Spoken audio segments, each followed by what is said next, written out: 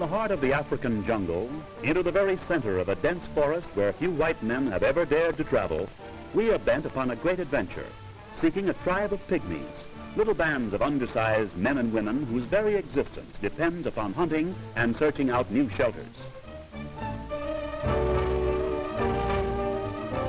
The entire region swarms with pop adders, the most treacherous and the deadliest of African reptiles. The intense heat and the moisture combine to form a mist or haze. There is a strange, indescribable fascination to this most primitive scene, and especially to the giant heather.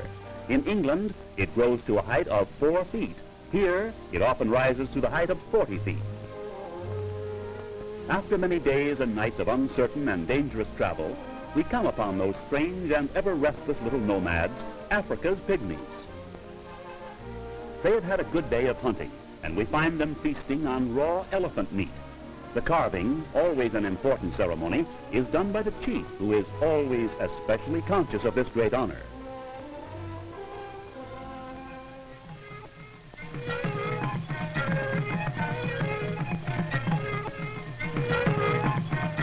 Toothless and rough-going.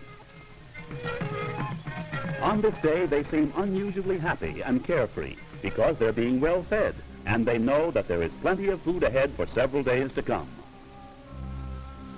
We soon learn that the pygmies are planning to build a bridge to span a river infested with crocodiles.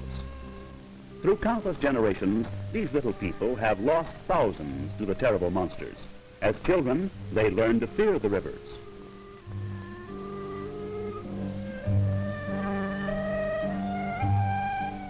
To build their bridge, the pygmies must accumulate tons of material.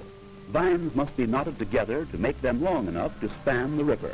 Their task is before them, and they're about to begin. We will soon see a most amazing example of primitive engineering. The tallest tree overhanging the stream is selected. It's 150 feet high, and to its top they laboriously climb. Later, they'll construct a crude ladder of vines.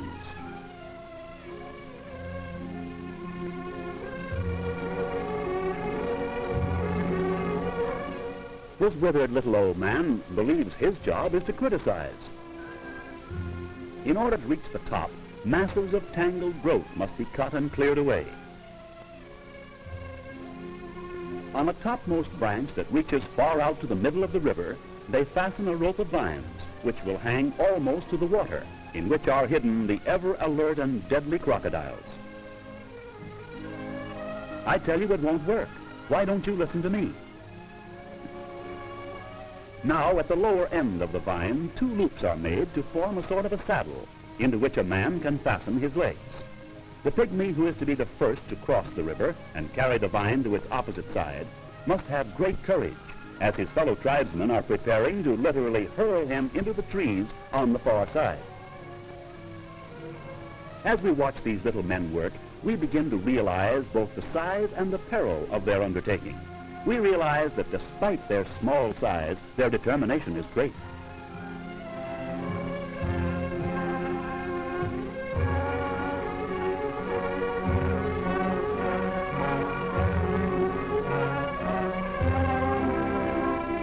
Below, the vicious beasts keep watch. Should the vine break, should something go wrong, these creatures, fast as a greyhound, would soon satisfy their carnivorous craving. Now the vine is drawn high.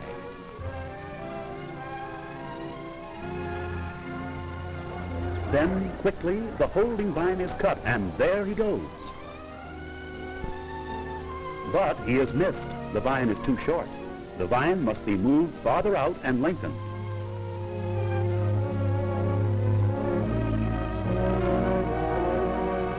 I told you it wouldn't work. Now listen to me. Again, he is pulled up high so that his swing will be greater. Truly a daring effort.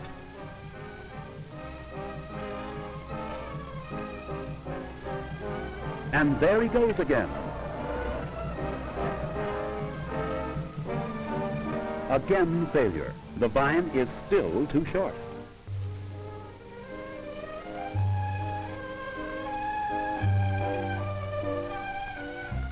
It won't work, I tell you. On the third attempt, he will carry a hooked stick to increase his reach and afford a better chance to catch hold of a vine or branch on the other side. This time he is really going up.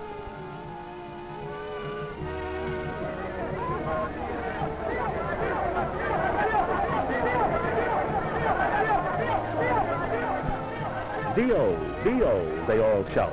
In pygmy language, this means higher, higher. Now the vine is almost horizontal, and watch.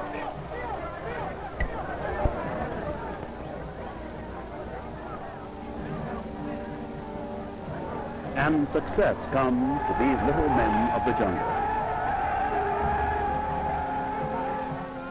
See? You could have done it the first time. The drag of the heavy line on this pygmy's frail little body is terrific, but he hangs on, trying to work himself free of the saddle without letting go of the vine. Exhausting work, and especially so with everyone below shouting orders and advice. At last he is out, and the vine is securely fastened.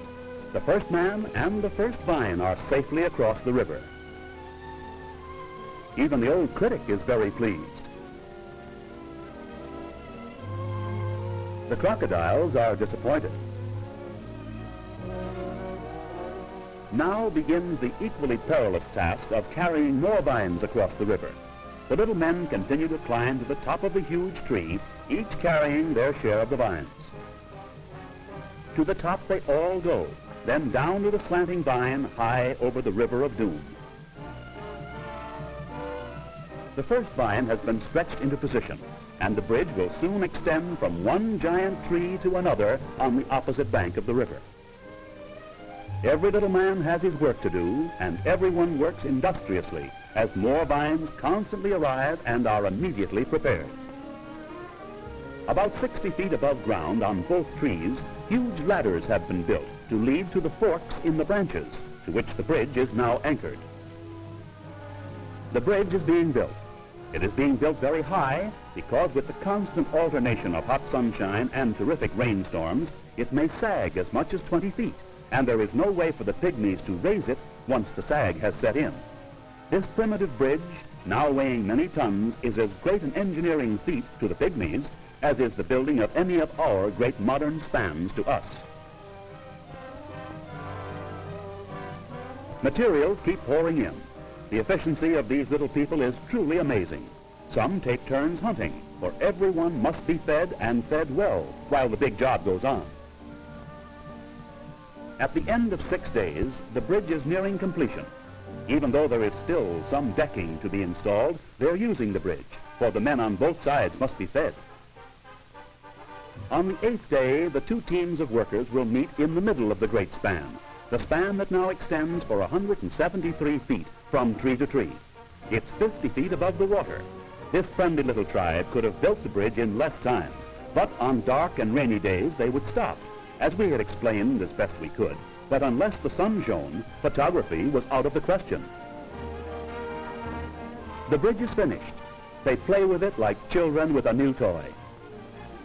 The pygmies have conquered another river and have protected themselves once more against the deadly perils of the treacherous crocodiles that are ever on the alert to seek out their human prey.